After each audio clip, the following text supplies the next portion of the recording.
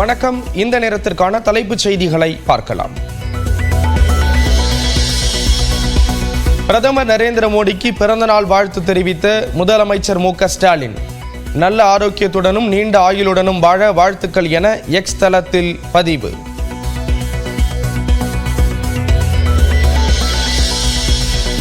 முதலமைச்சர் மு.க. ஸ்டாலினை தனியாக சந்தித்து பேசிய விசிக தலைவர் திருமாவளவன், மது ஒழிப்பு மாநாட்டில் திமுக பங்கேற்பதாகவும் கூட்டணியில் விரிசல் இல்லை என்றும் உறுதி. விடுதலை சிறுத்தைகள் கட்சிக்கும் திராவிட முன்னேற்ற கழகத்திற்கும் இடையில் எந்த விரிசலும் இல்லை, எந்த நெருடலும் இல்லை.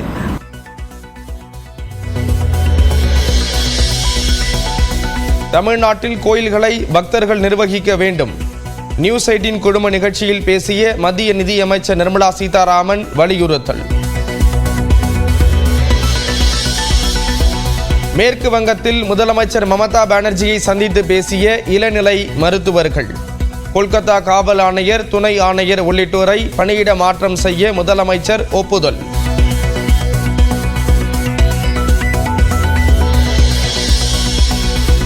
டெல்லி முதலமைச்சர் பதவியிலிருந்து இன்று விலகுகிறார் அரவிந்த் கெஜ்ரிவால்.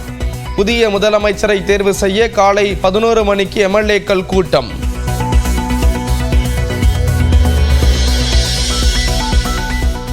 சென்னையில் இன்று திமுகவின் பவழ விழா உள்ளிட்ட முப்பெரும் விழா கொண்டாட்டம். ஏஐ தொழில்நுட்பத்துடன் பிரம்மாண்டமாக நடத்த ஏற்பாடு.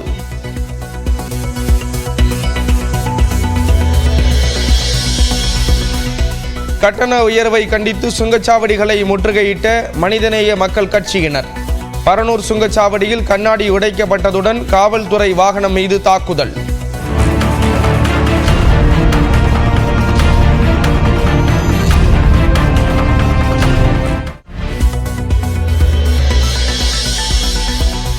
பாடகர் மனோவின் மகன்கள் தாக்குதல் தொடர்பான புதிய வீடியோ வெளியானது.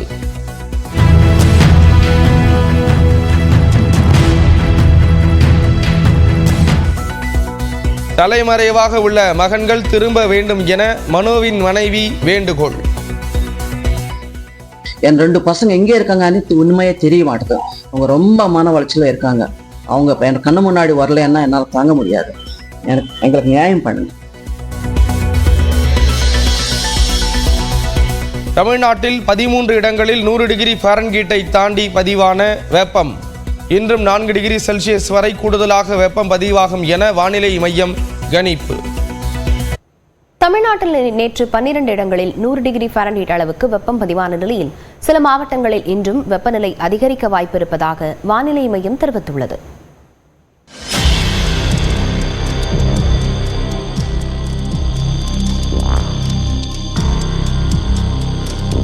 கோடைக்காலம் முடிந்து 3 மாதங்களை கடந்த பின்னரும் தமிழ்நாட்டில் கடந்த சில நாட்களாக வெயிலின் தாக்கம் தீவிரமாக உள்ளது.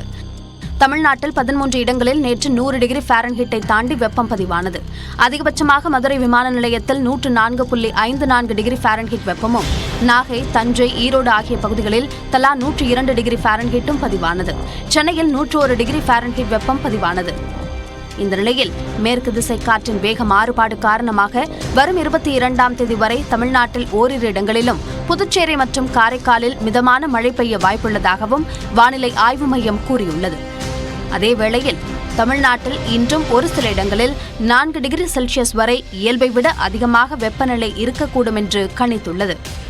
அதிக வெப்பநிலை மற்றும் அதிக ஈரப்பதம் இருக்கும்போது அசௌகரியம் ஏற்படலாம் என்றும் வானிலை ஆய்வு மையம் தெரிவித்துள்ளது.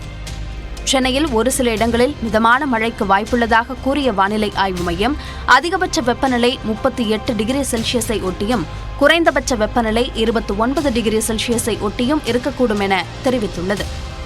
இந்த நிலையில் வடகிழக்கு பருவமழை தொடங்குவதற்கு முன்பு இம்மாதம் வெயிலின் தாக்கம் சற்று அதிகமாக இருப்பது வழக்கமான ஒன்றுதான் என தனியார் வானிலை ஆய்வாளர் ஸ்ரீகாந்த் தெரிவித்துள்ளார். செப்டம்பர் மாதம் நமக்கு வெயிலின் தாக்கம் சற்று அதிகரிக்கும். அதாவது எப்படின்னா வடகிழக்கு பருவமழை துவங்குவதற்கு முன்பு அந்த சூரியன் குத்துக்கதிர்கள் கீழே போகும்போது நமக்கு வெயிலின் அளவு சற்று அதிகரிக்கும். அது ஒரு பகுதி இருக்கிற இந்த வறண்ட வானிலை இயல்பை விட அதிகமாக நமக்கு வெயிலின் தாக்கத்தை கடந்த ஒரு வாரம் 10 நாளாவே அதிகரிச்சிருக்கு. பருவமழை விடைபெறுவது கிட்டத்தட்ட 15ஆம் தேதி அக்டோபர் வரைக்கும் ஆகும். அதுக்கு மேல கூட ஆகலாம். நமக்கு வடகிழக்கு பருவமழைங்கிறது 3வது வாரம் நம்ம எதிர்பார்க்கலாம். அதுக்கு முன்னாடி எதிர்பார்க்கறதுக்கு நடப்பதற்கு இப்போதைய சூழலில் வாய்ப்பு குறைவுன்னு தான் நான் சொல்லுவேன். அடுத்த மாதத்தின் 3வது வாரத்தில் வடகிழக்கு பருவமழை தொடங்க வாய்ப்புள்ளதாகவும் அவர் கூறினார். சில சமயங்களில் வறண்ட வானிலை, ஈரப்பதம் இல்லாதது என்பன உள்ளிட்ட காரணிகளால் தமிழ்நாட்டில் வெயிலின் தாக்கம் என்பது அதிக அளவில் இருக்கும் என்றும் ஸ்ரீகாந்த் தெரிவித்தார்.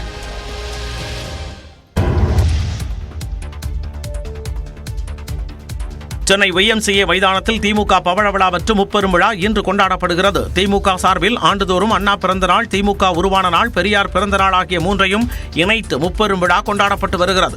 அந்த வகையில் முப்பெரும் விழாவோடு இந்த ஆண்டு திமுக தொடங்கி 75 ஆண்டுகள் ஆனதையொட்டி பவள விழாவாக கொண்டாடப்படுகிறது. திராவிடர் கழகத்தில் இருந்து விலகிய அண்ணா 1949ஆம் ஆண்டு இதே நாளில் திராவிட முன்னேற்றக் கழகம் என்ற கட்சியை தொடங்கினார். அண்ணா கருணாநிதி மறைவிற்கு பிறகு திமுகவை அக்கட்சியின் தலைவரும் முதலமைச்சருமான மு.க. ஸ்டாலின் வழிநடத்தி வருகிறார். 75 ஆண்டு திமுக பயணத்தில் மாநில சுயாட்சி, சமூக நீதி, சமத்துவம் போன்றவற்றிற்கு தொடர்ந்து குரல் கொடுத்து வருவதாக அக்கட்சியின் அமைப்பு செயலாளர் RS பாரதி தெரிவித்தார்.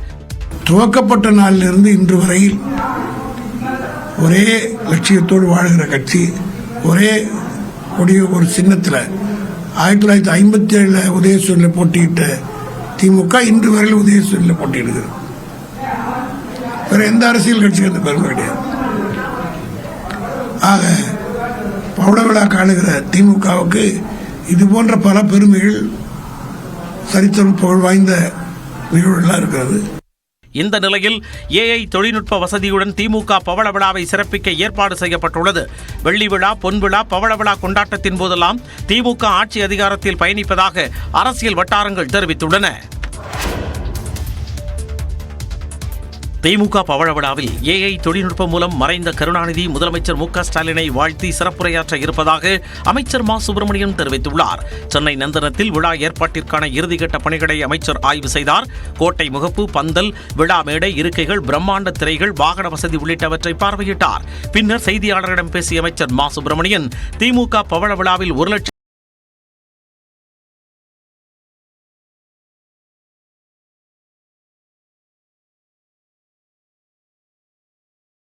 தலைப்பில் ஒரு சிறப்பு நிகழவிருக்கிறது.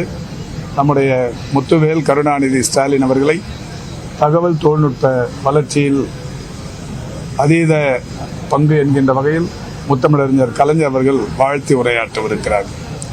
இப்படிப்பட்ட ஒரு பல்வேறு சிறப்புகள் இந்த பவள விழாவில் நிகழ்த்தப்படவிருக்கிறது. முரசொலி பவள விழா, முதலமைச்சர் மு.க. ஸ்டாலினின் 70வது பிறந்தநாள் விழா, மகளிருக்கான உரிமை மாநாடு ஆகியவை YMCA மைதானத்தில்தான் சிறப்பாக நடைபெற்றதாகவும் அமைச்சர் மா. சுப்பிரமணியன் கூறினார். தமிழ்நாட்டில் கோயில்களை பக்தர்கள் நிர்வகிக்க வேண்டும் என மத்திய நிதியமைச்சர் நிர்மலா சீதாராமன் தெரிவித்துள்ளார்.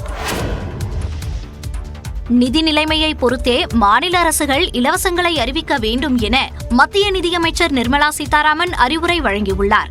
நெட்வொர்க் 18 குழும ஆசிரியர் ராகுல் ஜோஷி உடனான கலந்துரையாடலில் மத்திய நிதியமைச்சர் நிர்மலா சீதாராமன் பல்வேறு தகவல்களை பகிர்ந்து கொண்டார். அதில் நிறைவேற்ற முடியாத திட்டங்களை அறிவித்துவிட்டு கர்நாடக அரசு திண்டாடுவதாக குறிப்பிட்டார். What that budget is capable of taking up? Will that state be in a position to undertake its developmental activities plus all the freebies and get it funded through the budget in the assembly, get it clear in the assembly or in the parliament, and then announce schemes? Classic example is of Karnataka and Himachal Pradesh. நிதித்துறையில் துணிச்சலான சீர்திருத்த நடவடிக்கைகளை மத்திய அரசு மேற்கொள்ளும் எனவும் நிர்மலா சீதாராமன் குறிப்பிட்டார். தமிழ்நாட்டில் கோவில்களை பக்தர்கள் நிர்வகிக்க வேண்டும் என மத்திய நிதியமைச்சர் நிர்மலா சீதாராமன் தெரிவித்துள்ளார். நெட்வொர்க் 18 குழும ஆசிரியர் ராகுல் ஜோஷியுடனான கலந்துரையாடல் நிகழ்ச்சியில் பேசிய நிர்மலா சீதாராமன் இதனை தெரிவித்தார். Wherever temples are with the government, it should ideally be left to the devotees and the devotees. It should be managed by well-wishers, devotees in the place rather than be kept in the government's control. தமிழ்நாட்டில் சட்டப்பேரவை தேர்தல் குறித்து பாஜக தலைமை முடிவெடுக்கும் என்றும் நிர்மலா சீதாராமன் கூறினார். The state election, it will be the central party which will take a call on how, what should be at all on the alliance matter. மக்களவை எதிர்க்கட்சித் தலைவர் ராகுல் காந்தி உண்மைக்கு புறம்பான தகவல்களை வெளிநாட்டில் பேசி வருவதாகவும் நிர்மலா சீதாராமன் சாடினார். தமிழ்நாட்டிற்கு வரும் தொழில் முதலீடுகள் குறித்து எதிர்க்கட்சிகள் கீழ்த்தரமான அரசியலை செய்யக்கூடாது என தொழில்துறை அமைச்சர் TRB ராஜா கூறியுள்ளார். நியூஸ் 18 தமிழ்நாடுக்கு பேட்டியளித்த அவர் இவ்வாறு தெரிவித்தார். எதிர்க்கட்சிகள் எல்லாம் தொழில் முதலீட்டை பொறுத்தவரை இதிலும் கீழ்த்தரமான அரசியலை செய்யக்கூடாது. முதலீடுகள் வரும்பொழுது வேலைவாய்ப்பு வருவது வெறும் திமுக காரங்களுக்கு மட்டும்தான் வேலைவாய்ப்பு அப்படின்ற மாதிரிலாம் கிடையாது. வெறும் இந்த பகுதி மக்கள் மட்டும்தான், ஒட்டுமொத்த தமிழகத்துக்கும் அனைத்து தரப்பு மக்களுக்குமான வேலைவாய்ப்பை உருவாக்கும் இந்த வேலையில் மாண்புமிகு திராவிட நாயகன் அவர்கள் இன்று இறங்கியிருக்கிறார். தமிழ்நாட்டில் தொழில் முதலீடுகள் அதிகரிப்பதற்கு முதலமைச்சரின் அணுகுமுறையே முக்கிய காரணம் எனவும் டிஆர்பி ராஜா தெரிவித்தார். மற்றவர்கள் போறதுக்கும் நம்ம முதலமைச்சர் போறதுக்கும் ஒரு பெரிய வித்தியாசம் இருக்கு. அவங்க வந்து பேசும்பொழுது டீப் டிஸ்கஷன் தான் இருக்கு. இப்ப நம்ம போன பெரிய நிறுவனங்கள் எல்லாருமே அவங்க முதலமைச்சரை வரவேற்ற விதம், இப்போ இன்ஃபேக்ட் மைக்ரோசாஃப்ட்லாம் பாத்தீங்கன்னா தமிழ்ல பாட்டு போட்டு ரெட் கார்பெட் ரோல் அவுட் பண்ணாங்க, லிட்டரலா ரெட் கார்பெட் ரோல் அவுட் பண்ணாங்க. தமிழ்நாட்டிற்கு அதிக அளவில் அமெரிக்க முதலீடுகள் கிடைத்திருப்பதாகவும் அமைச்சர் டிஆர்பி ராஜா குறிப்பிட்டார். தனது தலைமையை ஏற்பவர்கள் கூட்டணிக்கு வரலாம் என்று நாம் தமிழர் ஒருங்கிணைப்பாளர் சீமான் அழைப்பு விடுத்துள்ளார்.